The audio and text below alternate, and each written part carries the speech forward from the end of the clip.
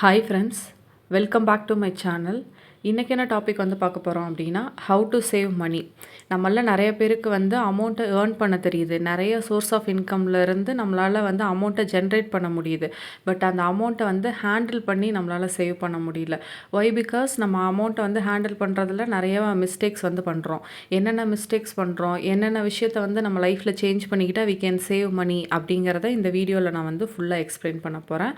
வீடியோக்குள்ளே போகிறதுக்கு முன்னாடி என்னோடய சேனலை சப்ஸ்கிரைப் பண்ணிக்கோங்க. ப்ளஸ் பக்கத்தில் இருக்க பெல் பட்டனை கிளிக் பண்ணிக்கோங்க. அப்போ தான் நான் போடுற யூஸ்ஃபுல்லான வீடியோஸ் உங்களுக்கு வந்து நோட்டிஃபிகேஷனில் வந்துக்கிட்டே இருக்கும். Okay, let's get in to the video. First விஷயம் என்ன அப்படின்னா, செட் அ கிளியர் கோல். நீங்கள் எதுக்கு வந்து அமௌண்ட்டை வந்து சேவ் பண்ணுறீங்க அப்படின்னு சொல்லி ஃபஸ்ட்டு வந்து முடிவு பண்ணுங்கள். நீங்கள் உங்கள் வீடு வாங்குறதுக்கா, இல்லை கார் வாங்குறதுக்கா, இல்லை ஒரு பைக் வாங்குறதுக்கா, இல்லை உங்கள் பசங்களோட ஸ்கூல் எஜுகேஷனுக்கா, இல்லை வந்து ஹையர் ஸ்டடீஸ்க்கா, எதுக்கு நம்ம வந்து அமௌண்ட்டை வந்து சேவ் பண்ணுறோம் அப்படின்னு சொல்லி ஒரு கோலை வந்து ஃபிக்ஸ் பண்ணுங்கள். ப்ளஸ் அதுக்கு எவ்வளோ டென்யூர் இருக்குது அப்படின்னு சொல்லி பாருங்கள். ஸோ எவ்வளோ டென்யூர் இருக்கோ அதுக்கேற்ற அமௌண்ட்டை நீங்கள் சேவ் பண்ணணும். ஃபார் எக்ஸாம்பிள், ஒரு 15 lakhs தேவைப்படுது ஆஃப்டர் ஒரு 15 years அப்படின்னா you have to save 1 lakh per year. So 1,00,000 ரூபாய் நீங்கள் வந்து ஒரு வருஷத்துக்கு வந்து சேர்த்தா தான் உங்கள் டார்கெட்டான அந்த 15 லட்சத்தை உங்களால் ரீச் பண்ண முடியும். ஸோ உங்களோட கோல் என்ன, எவ்வளோ அமௌண்ட்டை வந்து சேவ் பண்ணணும் அப்படிங்கிறதுல ஃபஸ்ட்டு கிளியராக இருங்க. அப்போ தான் வந்துட்டு உங்களுக்கும் வந்து ஓகே 15 lakhs நம்மளோட டார்கெட் அப்படின்னு சொல்லிட்டு இதை வந்து நம்ம சேவ் பண்ணணும் அப்படிங்கிற தாட் வந்து உங்களுக்கு வந்துக்கிட்டே இருக்கும். ப்ளஸ் இது வந்து வீடு வாங்குறதுக்கான அமௌண்ட்டு, இது கார் வாங்குறதுக்கான அமௌண்ட்டு அப்படின்னு சொல்லி நீங்கள் எடுத்து வச்சிரும் போது உங்களுக்கு வேறு ஏதாவது எக்ஸ்ட்ரா ஏதாவது ஒரு செலவு ஏதாவது வரும்போது நீங்கள் இதோட அமௌண்ட் எடுத்து செலவு பண்ண மாட்டீங்க. பிகாஸ் வி நோ தட் இது நம்ம வீடு கட்டுறதுக்காக வச்சுருக்கோம் அப்படிங்கிற தாட் உங்கள் மைண்டில் வந்து இருந்துக்கிட்டே இருக்கும். ஸோ அதனால் எதுக்கு வந்து நம்ம சேர்த்து வைக்கிறோம் அப்படிங்கிற கோலையும் டென்யூரையும் வந்து ஃபஸ்ட்டு வந்து ஃபிக்ஸ் பண்ணிவிட்டு அதுக்கப்புறம் வந்து சேவ் பண்ண ஸ்டார்ட் பண்ணுங்கள். Second, track your single rupee.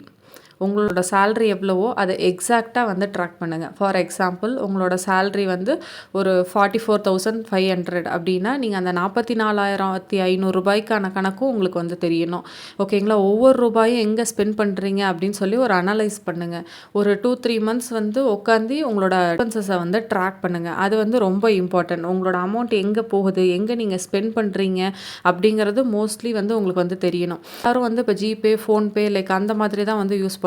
எந்த டிரான்சாக்ஷனையும் நம்ம எடுத்து பார்த்தோன்னா இது எதுக்காக பே பண்ணது, யாருக்கு பே பண்ணது, எந்த ஐடியாவும் நமக்கு வந்து இருக்கிறது இல்லை. அதனால் முடிஞ்ச அளவுக்கு ஒரு வீக்லி ஒன்ஸ் நம்ம வந்து என்னென்ன அமௌண்ட் வந்து ஸ்பெண்ட் பண்ணியிருக்கோம், எங்கெங்கே வந்து டிரான்சாக்ஷன் நடந்திருக்குன்னு சொல்லி உங்கள் பேங்க் ஸ்டேட்மெண்ட்டோ இல்லை நீங்கள் எந்த யூபிஐ ஆப் வந்து யூஸ் பண்ணுறீங்களோ வீக்லி ஒன்ஸ் உட்காந்து ஒரு சண்டேயில் ஒரு ஹார்ட்லி ஒரு 1/2 hour ஆகும். அந்த டைமை வந்து ஸ்பெண்ட் பண்ணி என்னென்ன டிரான்சாக்ஷன் ஆயிருக்குன்னு சொல்லி நோட் பண்ணி பாருங்கள். அதில் வந்து எது வந்து தேவையான எக்ஸ்பென்சஸ், எது வந்து அன்வான்டாக வந்து நீங்கள் ஸ்பெண்ட் பண்ணியிருக்க எக்ஸ்பென்சஸ் அப்படின்னு சொல்லி ரெண்டையும் ஸ்ப்ளிட் பண்ணி வந்து பாருங்கள். ஸோ உங்களோட ஒவ்வொரு சிங்கிள் ரூபிக்கும் ஒவ்வொரு வேல்யூ இருக்குது. ஸோ அந்த வேல்யூக்கு இம்பார்ட்டன்ஸ் கொடுங்க. உங்களோட அன்வான்ட் எக்ஸ்பென்சஸை இல்லை நீங்கள் எக்ஸ்ட்ரா எக்ஸ்பென்சஸாக நீங்கள் எதெல்லாம் கன்சிடர் பண்ணுறீங்களோ அதெல்லாம் வந்து நெக்ஸ்ட் மந்த் வந்து கேன்சல் பண்ணிட்டாவே அதிலிருந்து ஒரு சர்டைன் அமௌண்ட்டை உங்களால் சேவ் பண்ண முடியும். ஸோ உங்களோட ஒவ்வொரு ருப்பீஸையும் வந்து நீங்கள் ட்ராக் பண்ணி பார்க்குறது ரொம்ப ரொம்ப important. Third point, renegotiate your fixed bill. Monthly வந்து இதெல்லாம் நமக்கு பில்லு அப்படின்னு சொல்லி நம்ம ஒரு வச்சுருப்போம்ல. ஃபார் எக்ஸாம்பிள், ரீசார்ஜு ஒரு 300, 400, ஒய்ஃபைக்கு இவ்வளோ அமௌண்ட்டு, கேபிளுக்கு இவ்வளோ அமௌண்ட்டு, டிரான்ஸ்போர்ட்டுக்கு இவ்வளோ அமௌண்ட்டு, பெட்ரோலுக்கு இவ்வளோ அமௌண்ட்டுன்னு சொல்லி நம்ம ஒரு அமௌண்ட் வந்து ஃபிக்ஸ் பண்ணி வச்சுருப்போம். ஸோ அந்த அமௌண்ட்டெல்லாம் வந்து கரெக்டாக அவ்வளோதான் நமக்கு தேவையா அப்படின்னு சொல்லி ஒரு தடவை வந்து பாருங்கள். ஃபார் எக்ஸாம்பிள், இப்போ நீங்கள் ஒரு ரீசார்ஜ் பண்ணுறீங்க, அன்லிமிட்டெட் கால், அது எல்லோரும் போடுறது, தட் இஸ் ஃபைன். பட் உங்களோட டேட்டா வந்து ஒரு 3 GB per day போடுறீங்க அப்படின்னா நீங்கள் அதை அவ்வளோ யூஸ் பண்ணுறீங்களா அப்படின்னு சொல்லி செக் பண்ணுங்கள். இல்லை உங்களோட கெப்பாசிட்டி ஒரு 2 GB per day அப்படின்னா நெக்ஸ்ட் மந்த் அதை 2 GB per dayக்கான பிளானாக வந்து சேஞ்ச் பண்ணுங்கள். ஸோ இந்த ஒரு ஸ்மால் சேஞ்சஸில் யூ கேன் சேவ் ஒரு 100 rupees per month. வீட்டில் ஒய்ஃபையும் வச்சுருக்கீங்க, கேபிளும் வச்சுருக்கீங்க அப்படின்னா எதை நீங்கள் வந்து யூஸ் பண்ணுறீங்க அப்படின்னு சொல்லி பாருங்கள். நீங்கள் கேபிள் தான் மோஸ்ட்லி யூஸ் பண்ணுறீங்க அப்படின்னா கேபிளை மட்டும் வச்சுட்டு ஒய்ஃபையை வந்து கட் பண்ணுங்கள். இல்லை நாங்கள் ஒய்ஃபை தான் ஜாஸ்தி யூஸ் பண்ணுறோம், கேபிள் வந்து பெருசாக யூஸ் பண்ணுறது இல்லை அப்படின்னா கேபிளை வந்து கட் பண்ணிவிடுங்க. கேபிளில் யூ கேன் சேவ் ஒரு 200 rupees. இப்போ நீங்கள் ஒய்ஃபைலாம் வந்து யூஸ் பண்ணுறீங்க அப்படின்னா வந்து எந்த இன்டர்நெட் வந்து கம்மியான ப்ரைஸில் கிடைக்கிது அப்படின்னு சொல்லி சர்ச் பண்ணி பார்த்துட்டு அப்புறம் போடுங்க. நீங்கள் ஜியோ போட்டுட்ருக்கீங்க அப்படின்னா அதை விட ஏர்டெல்லில் கம்மியான பேக் இருக்குது அப்படின்னா ஏர்டெலுக்கு சுவிட்ச் ஆன் ஆகுங்க. ஏர்டெல்லில் போட்டுட்ருக்கீங்க, அதை விட ஜியோ கம்மியாக இருக்குது அப்படின்னா இதில் சுவிட்ச் ஆன் ஆகுங்க. ஒவ்வொரு சின்ன சின்ன விஷயத்துலையும் நமக்கு வந்து எங்கே வந்து கம்மியான ப்ரைஸில் பெஸ்ட் குவாலிட்டி கிடைக்கிது அப்படின்னு சொல்லி செக் பண்ணி பாருங்கள். இதில் நான் ரீசார்ஜு, ஒய்ஃபை, கேபிள் அதெல்லாம் இப்போ எக்ஸாம்பிளாக வந்து சொல்லியிருக்கேன். உங்கள் லைஃப்பில் இது மாதிரி நீங்கள் ஏதாவது ஃபிக்ஸடான பில் வந்து வேஸ்ட்டாக பண்ணுறீங்க அப்படின்னா நீங்கள் அதெல்லாம் வந்து சேஞ்ச் பண்ணலாம். ஸோ அதை சேஞ்ச் பண்ணுறதுனால certain amount you can save. 4th point, pay your self first. உங்களோட சேல்ரி வந்ததும் ஃபர்ஸ்ட்டு வந்து நீங்கள் சேவிங்க்னு ஒரு டார்கெட் வந்து ஃபிக்ஸ் பண்ணி வச்சுக்கணும். ஃபார் எக்ஸாம்பிள் ஒரு 50,000 வருது அப்படின்னா உங்களோட 10,000 வந்து உங்களோட சேலரியிலேருந்து சேவ் பண்ணணும்னு நீங்கள் வந்து எய்ம் பண்ணியிருக்கீங்க அப்படின்னா ஃபஸ்ட்டு அந்த 10,000 வந்து எடுத்து வச்சுட்டு தான் ரிமைனிங் இருக்கிற உங்கள் எக்ஸ்பென்சஸை வந்து நீங்கள் வந்து பண்ணணும். ஸோ உங்களோட சேவிங்ஸை எல்லாம் வந்து மோஸ்ட்லி ஆட்டோமேட்டிக்காக வந்து வச்சுக்கோங்க. நீங்கள் ஒரு எஸ்ஐபி போடுறீங்க, இல்லை ஒரு ஆர்டி வச்சுருக்கீங்க, ஏதோ மந்த்லி நீங்கள் வந்து பே பண்ண வேண்டியது இருக்குது அப்படின்னா அதை வந்து ஒரு ஆட்டோ டெபிட்டில் வந்து போட்டு வச்சுக்கோங்க. ஸோ உங்கள் சேலரி வந்தோடனே அது வந்து ஆட்டோவாக நீங்கள் பே பண்ணாமல் அதுவே ஆட்டோ டெபிட்டாக வந்து ஆகி போகிடணும். அந்த மாதிரி வந்து செட் பண்ணி வச்சுக்கோங்க.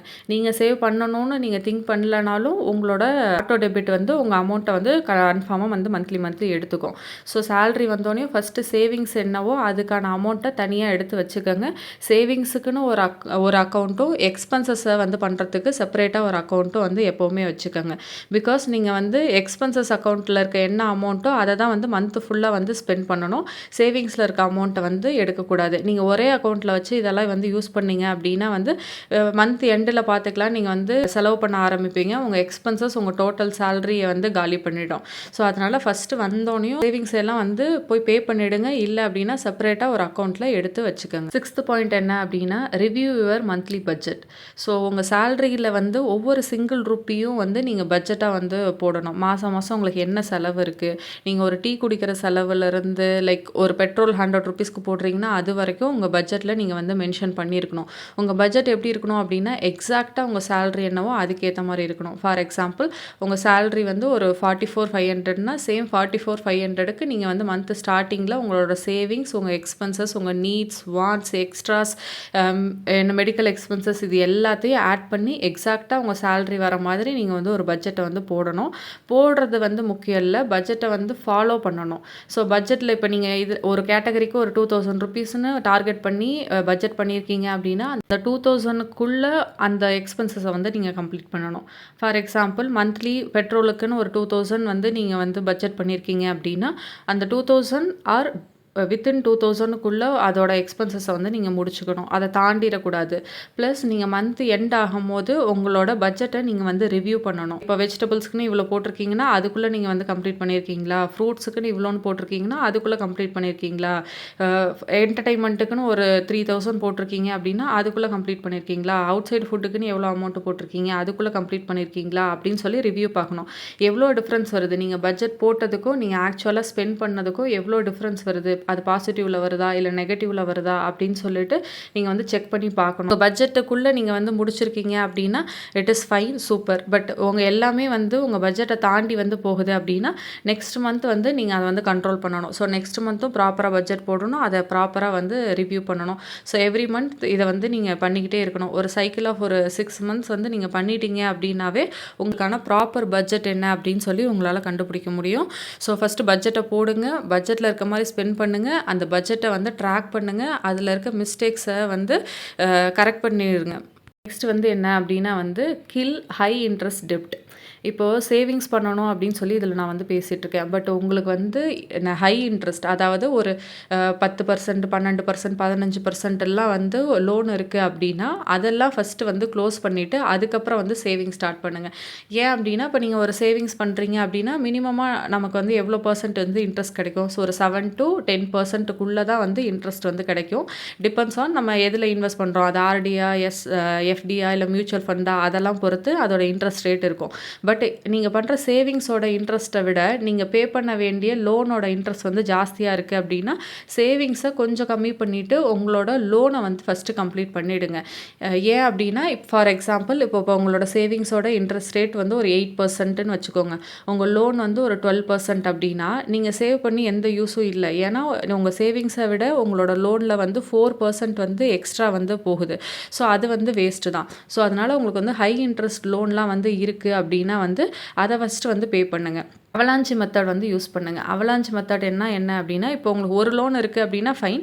இப்போ உங்களுக்கு ஒரு 5 லோன் இருக்கு அப்படின்னா, அந்த 5 லோனையும் எதுக்கு ஃபர்ஸ்ட்டு ஹை இன்ட்ரெஸ்ட், அதுக்கடுத்து ஹை இன்ட்ரெஸ்ட் என்ன, அந்த மாரி வந்து அந்த டிசெண்டிங் ஆர்டர்ல வந்து எழுதுங்க. எழுதி முடிச்சுட்டு ஒவ்வொரு லோனா வந்து கம்ப்ளீட் பண்ண ஆரம்பிங்க.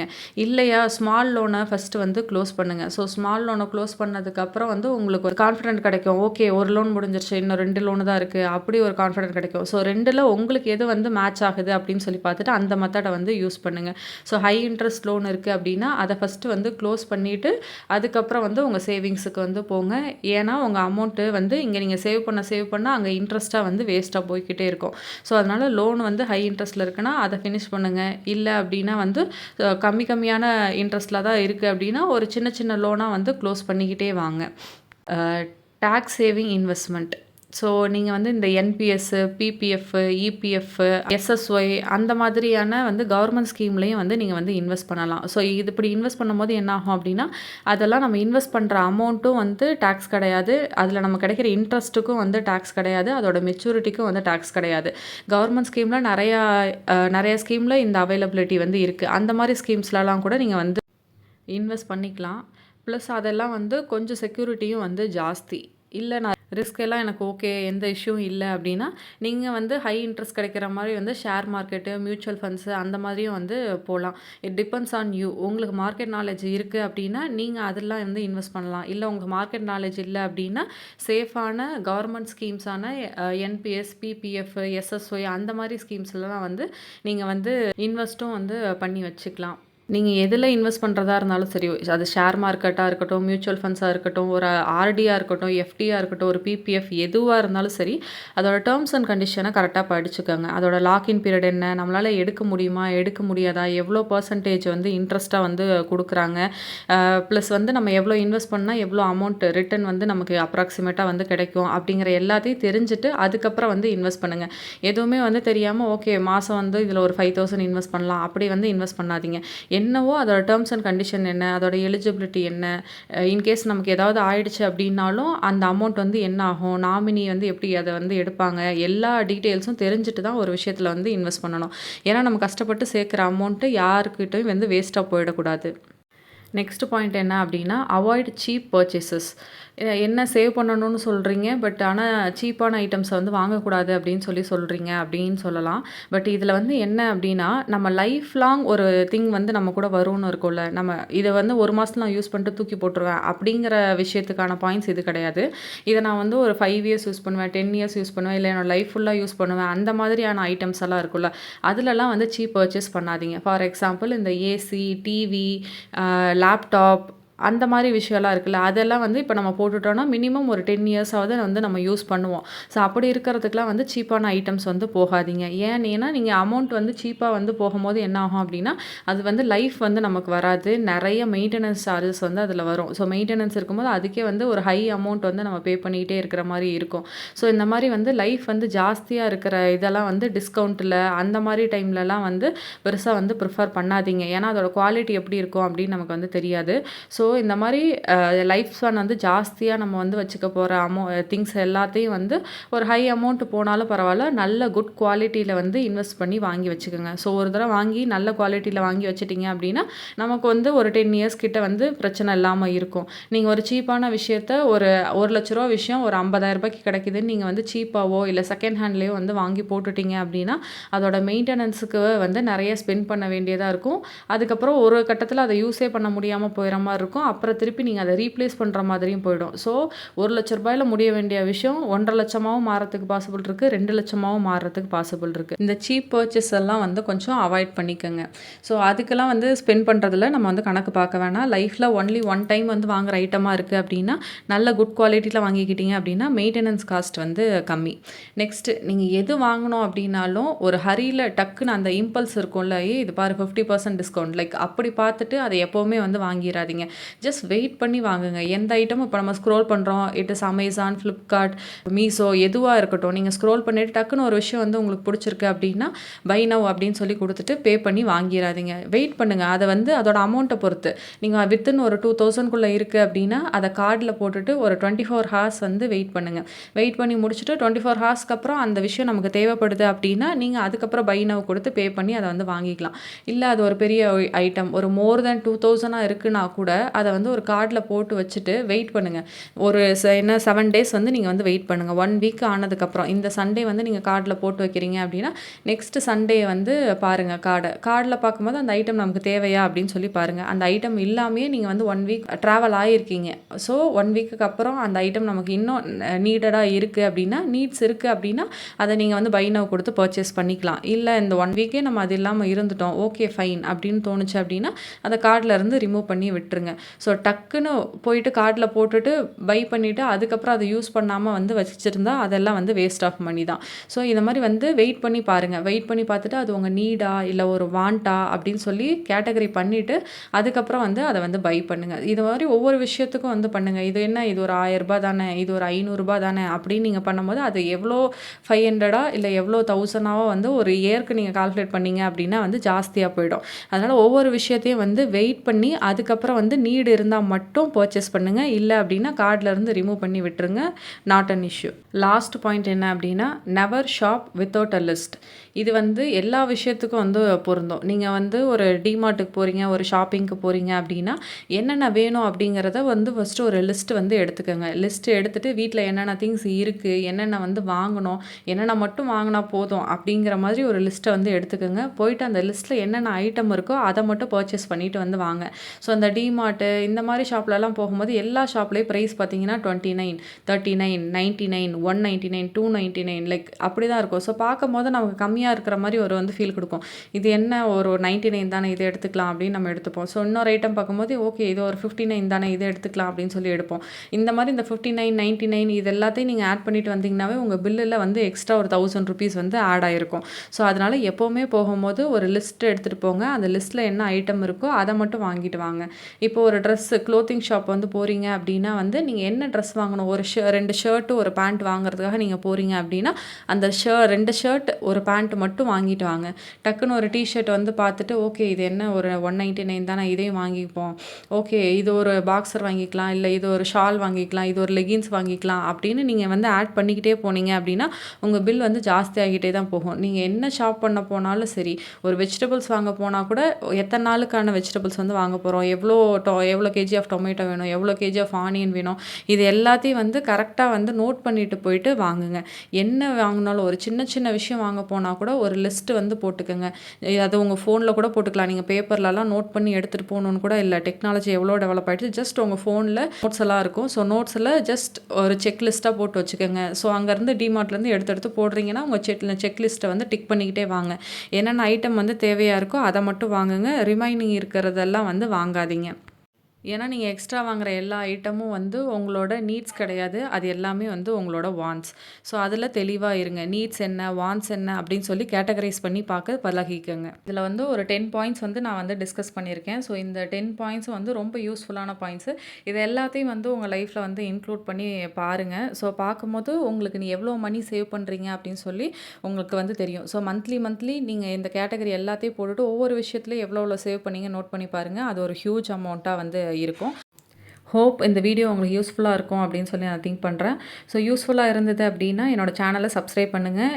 பக்கத்தில் இருக்க பெல் பட்டனை கிளிக் பண்ணிக்கோங்க. அப்போ தான் நான் போடுற வீடியோஸ் வந்து நோட்டிஃபிகேஷனில் வரும். நீங்கள் சப்ஸ்கிரைப் பண்ணுறதுக்கு எந்த காஸ்ட்டும் இல்லை. ஸோ உங்களுக்கு யூஸ்ஃபுல்லான வீடியோஸ் வந்து வேணும் அப்படின்னா இந்த சேனலை சப்ஸ்கிரைப் பண்ணுங்கள். இவ்வளோ நேரம் டைம் ஸ்பெண்ட் பண்ணி இந்த வீடியோவை பார்த்ததுக்கு thank you so much. Have a nice day.